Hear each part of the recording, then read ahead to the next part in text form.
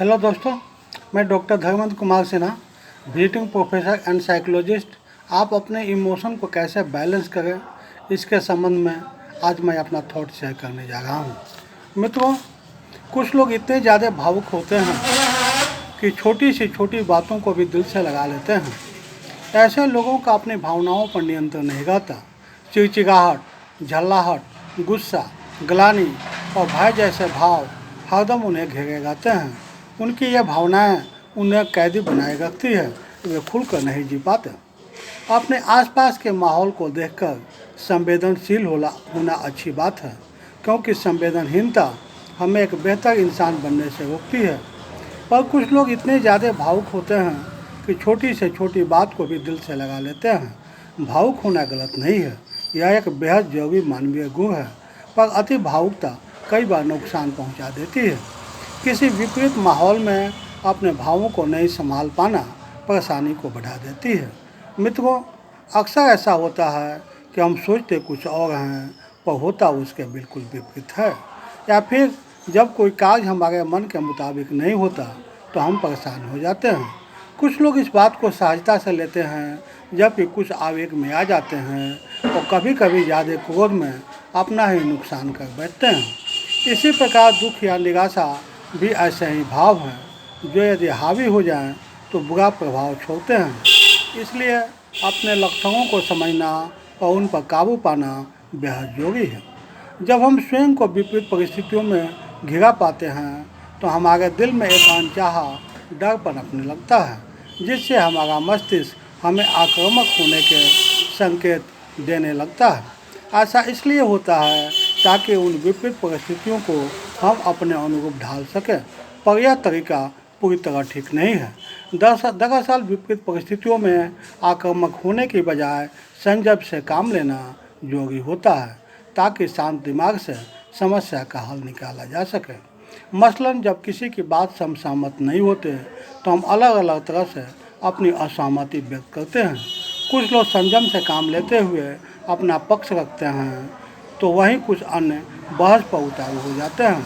कुछ ऐसे भी होते हैं जो विपरीत मत से आहत होकर कूदते रहते हैं। बेहतर तरीका यह है कि कुछ मन मुताबिक न होने पर सबसे पहले उसका कारण जानने की कोशिश की जाए, फिर यह समझने का प्रयास करें कुछ बात का प्रभाव हमारे जीवन पर कितना पड़ने वाला है।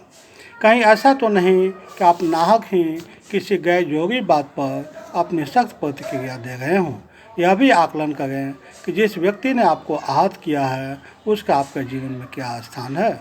मायने कि क्या वाकई वह व्यक्ति इतना महत्वपूर्ण है कि उसकी किसी बात को दिल से लगा लिया जाए, या फिर उसे कटु अनुभव के रूप में कुछ देर याद रख कर पीछे छोड़ा जा सकता है।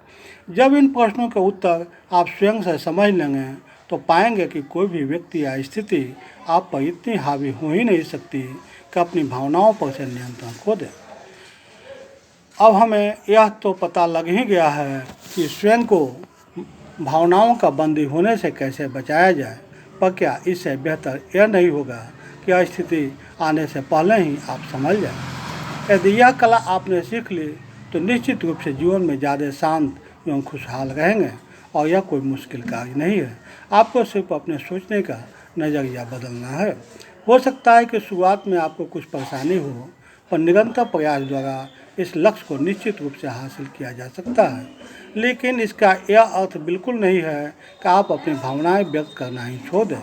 दरअसल हम जो भी अच्छा या बुरा महसूस करते हैं उसका इजहार करना बहुत ज़रूरी होता है, पर कुछ ऐसा नहीं होना चाहिए जो हर वक्त दिल के किसी कोने में टीस की तरह चुभता रहे। इसका मतलब यह है कि किसी बात से दुखी या नाराज़ होने पर बेशक सामने वाले को यह जताएं कि आपको उसके कार्य से पीड़ा पहुंची है या आप उससे सहमत नहीं हैं, लेकिन फिर उस बात को वहीं छोड़ देना चाहिए, क्योंकि जीवन उतार चढ़ाव से भरा है। जिस व्यक्ति से आज आप नाराज़ हैं, हो सकता है कि कल वहीं आपके जीवन में महत्वपूर्ण भूमिका अदा करें। इसलिए व्यवहार हमेशा ऐसा बनाए रखें जो न तो भविष्य में आपके लिए दुखदायी हो और न ही आपको अत्यधिक भावुक बना दे। व्यक्त करें स्वयं को। कुछ लोग इतने अंतर्मुखी होते हैं कि सामने वाले से अपने मन की बात कह ही नहीं पाते। फिर चाहे कोई बात उन्हें कितना भी आहत करती रहे, यह ठीक नहीं है।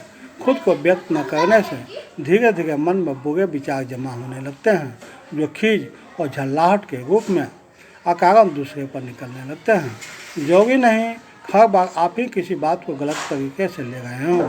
कभी कभी सामने वाले हमारे नज़रिए में अंतर होता है, जिसे सिर्फ बातचीत से समझा जा सकता है। ऐसे में दृढ़ता एवं संयम के साथ अपना पक्ष रखने, दूसरों को सुनने की जरूरत होती है। देखिए, जब हम प्रेम, उल्लास और खुशी जैसे भाव खुलकर व्यक्त करते हैं तो पीड़ा, दुख और निराशा जैसे भावों को भी व्यक्त करना चाहिए, ताकि मन में किसी बात को लेकर कोई दुविधा न रहे और हम खुले दिल से जीवन का हम आनंद उठा सकें। मित्रों, यदि आप उपरोक्त तथ्यों को ध्यान में रखेंगे तो निश्चित रूप से आपके जीवन में टेंशन, तनाव दूर रहेगा और आप अपने इमोशन को बैलेंस कर सुखी और शांतिपूर्ण जीवन जी पाएंगे, अपने रिश्तों को मेंटेन कर पाएंगे। मित्रों, कैसे लगे मेरे थॉट्स? इसकी उपयोगिता तो आप सब समझेंगे जब आप अपने इसे व्यवहार के धरातल पर उतारेंगे। साथ ही इससे आपके जीवन में क्या रूपांतर हुआ, निश्चित रूप से मेरे YouTube के कमेंट बॉक्स में अपना ओपिनियन सेंड करेंगे। साथ ही मेरे इस वीडियो को ज़्यादा से ज़्यादा लाइक, शेयर, सब्सक्राइब करें, ताकि अन्य लोग भी इससे लाभ उठा सकें। अंत में आप मेरे वीडियो को देख रहे हैं, समय दिए इसके लिए so many thanks to you.